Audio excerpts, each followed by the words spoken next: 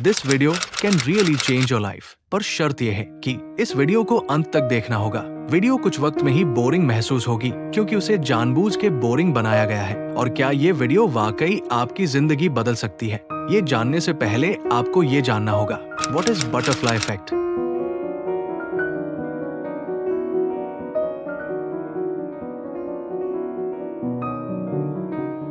Butterfly effect हमको ये बताता है कि कैसे छोटी से छोटी चीज भी विशाल और भयानक परिणाम दिखा सकती है। बटरफ्लाई इफेक्ट एडवर्ड लॉरेंस के बटरफ्लाई मेटाफर से आया है। एडवर्ड लॉरेंस, जो कि एक मैथमेटिशियन और मीटरोलॉजिस्ट थे, उनके उस मेटाफर के मुताबिक बटरफ्लाई के सिर्फ पंख फड़फड़ाने की वजह से एक बड़ा तूफान तैयार हो सकता है या फिर तूफान की दिशा बदली जा सकती है। ये मेटाफर समझने के लिए हमें लॉरेंस का वेदर मॉडल समझना होगा।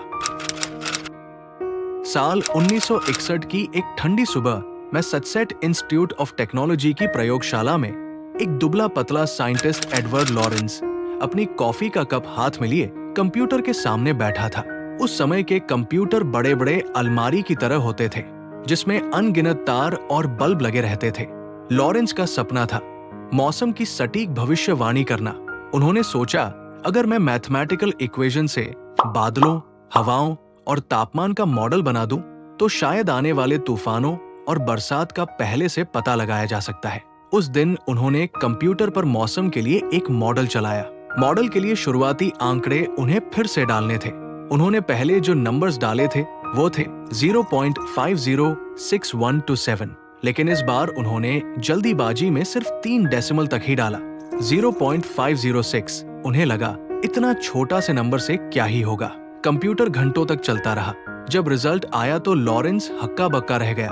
रिजल्ट वो नहीं था जो पहले था, बल्कि पूरी तरीके से अलग था। पहले जहां मॉडल ने दिखाया था कि कुछ दिनों बाद हल्की बारिश होगी, वही अब मॉडल बता रहा था कि उसी समय भयंकर तूफान आएगा। लॉरेंस को विश्वास नहीं हुआ। उन्होंने बार बार कैलकुलेशन की, हर बार नतीजा वही निकला। बहुत छोटा बदलाव बहुत बड़ा असर डाल सकता था। साल 1972 में वाशिंगटन में एक साइंटिफिक कॉन्फ्रेंस हुआ। लॉरेंस ने वहां एक लेक्चर दिया और उसका टॉपिक था does the flap of a butterflies wing in Brazil set of a tornado in Texas. क्या ब्राजील में तितली के पंख फखड़ाने से टेक्सास में बवंडर आ सकता है? ये सिर्फ एक मेटाफोर था। मतलब ये नहीं कि तितली सचमुच तूफान ला सकती है, बल्कि ये था कि छोटा सा बदलाव पूरी दुनिया की घटनाओं की दिशा बदल सकता है। उस दिन के बाद से इस विचार को नाम मिला द बटरफ्लाई इफेक्ट।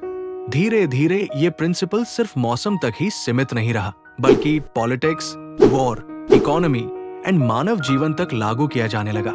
शायद 1 मिनट का लेट, थोड़े देर तक सोना या फिर जल्दीबाजी में कहीं निकल जाना कभी कभी भविष्य में बहुत बड़े बदलाव का कारण बन सकती है। हमारी जिंदगी में कई बार छोटे छोटे हादसे भी भयानक परिणाम डालते हैं। मैं जानता हूँ लॉरेंस के एग्जाम्पल के बाद वीडियो काफी बोरिंग लग रही होगी।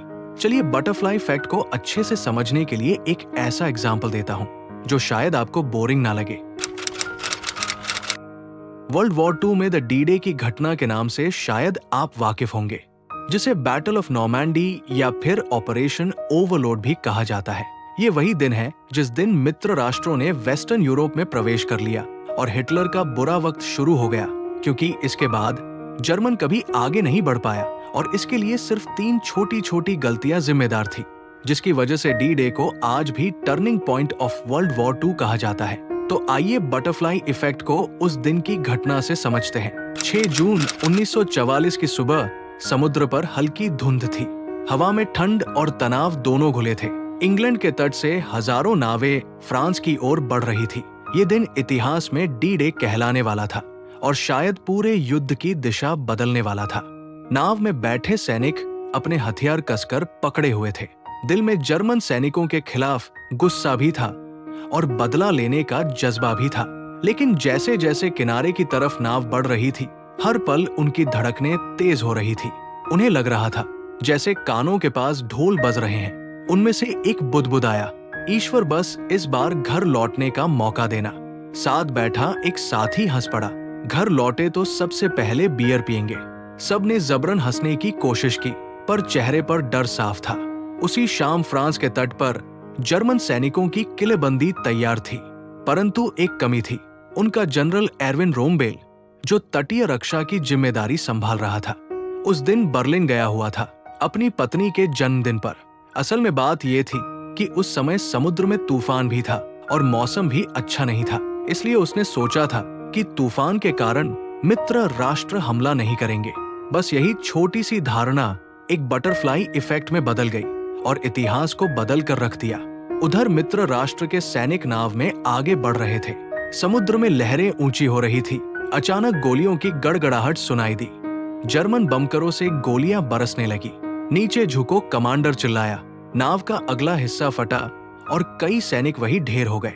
बचे हुए सैनिकों का दिल थम गया, पर उन्होंने खुद को संभाला। जैसे ही नाव किनारे पहुंची, दरवाजा खुला। वे सभी वहां कूद गए। रेत पर कदम रखते ही ऐसा लगा जैसे मौत सामने खड़ी हो। गोलियां हर तरफ से आ रही थी। कई साथी गिर गए। बाकी रेंगते हुए एक स्टील की रुकावट के पीछे छिप गए। उनके कानों में सिर्फ बमों की आवाज और चीखें गूंज रही थी। उधर जर्मन हेडक्वार्टर्स में एक और गलती हो रही थी। हिटलर सो रहा था। किसी ने उसे जगाने की हिम्मत नहीं की और बिना उसकी अनुमति टैंक तैनात नहीं किए जा सकते थे। कई जनरल चिल्ला रहे थे, अगर अभी टैंक भेज दिए गए तो हम उन्हें समुद्र में ही रोक देंगे। लेकिन आदेश का इंतजार हो रहा था। यही देर, यही छोटी सी रुकावट आगे चलकर हिटलर की किस्मत का और लाखों जिंदगियों का फैसला करने वाली थी। उधर सैनिकों ने देखा, उनके सामने पड़े कई साथियों की जान जा चुकी है। उनमें से एक ने कांपते हाथों से उनमें से एक की जेब से एक छोटा फोटो उठाया। उसमें उसकी पत्नी और बच्चा मुस्कुरा रहे थे। उसके मन में बिजली से कौंध थी, अगर मैं मर गया तो मेरा भी फोटो किसी के हाथ में ऐसा ही होगा। उसने हिम्मत जुटाई और राइफल उठाकर आगे बढ़ा। हर इंच रेत पर खून बिखरा था, लेकिन धीरे धीरे अमेरिकी और ब्रिटिश सैनिक किलेबंदी के पास पहुंचने लगे। उधर जर्मनों की तरफ से तीसरी गलती का आगाज किया जा रहा था। डी-डे की तारीख असल में 5 जून तय की गई थी, लेकिन समुद्र में तूफान के कारण उसे टालना पड़ा। जर्मन कमांडर रोमेल ने भी सोचा कि मौसम कई दिनों तक खराब रहेगा, इसलिए उसने सैनिकों को भी आराम दे दिया था। लेकिन अचानक 6 जून की सुबह मौसम साफ हो गया। यही मौसम का छोटा सा बदलाव युद्ध का रुख मोड़ गया। घंटों की लड़ाई के बाद दोपहर होते होते मित्र राष्ट्रों ने तट पर पैर जमा लिए थे। इसमें हजारों सैनिक मारे गए, लेकिन और भी ज्यादा आगे बढ़ते गए। असल में उस दिन मित्र राष्ट्रों की तरफ से 1,56,000 सैनिकों ने हिस्सा लिया था। उधर जर्मन ऑफिसर अब भी आदेश का इंतजार कर रहे थे। जब हिटलर आखिरकार उठा तो उसने टैंक भेजने की अनुमति दी।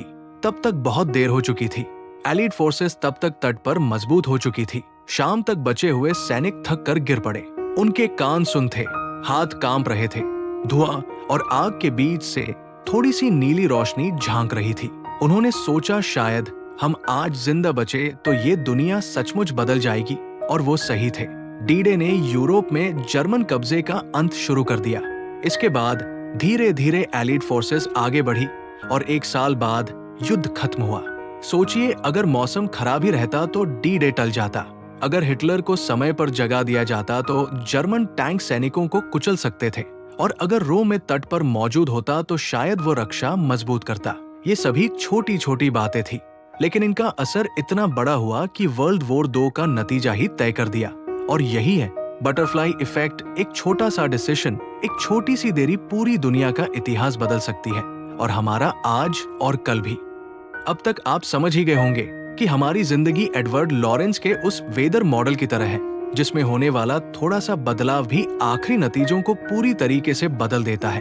अभी आप जिंदगी में जहाँ हैं, वहाँ से सैकड़ों रास्ते हैं, और उन रास्तों के सैकड़ों नतीजे भूतकाल और भविष्य के बीच में। आप फिलहाल वर्तमान में हैं, और वर्तमान की एक खास बात है, कुछ हद तक की सही, लेकिन हम इसे नियंत्रित कर सकते हैं। हमारी आदतों को, हमारे निर्णयों को, जो कि शायद हमारे भविष्य को आकार दे सकती है। 2025 को एंड होने में लगभग 1 महीना बचा हुआ है, और ये आप पर निर्भर करता है कि आपका आने वाला 2026 कैसा होगा। आज आपका लिया गया एक डिसीजन आपकी पूरी जिंदगी बदल सकता है। तो हाँ, जो मैंने वीडियो की स्टार्टिंग में कहा था वो सच है। ये वीडियो सच में आपकी जिंदगी बदल सकता है, लेकिन सिर्फ तभी जब आप खुद बदलना चाहते हो।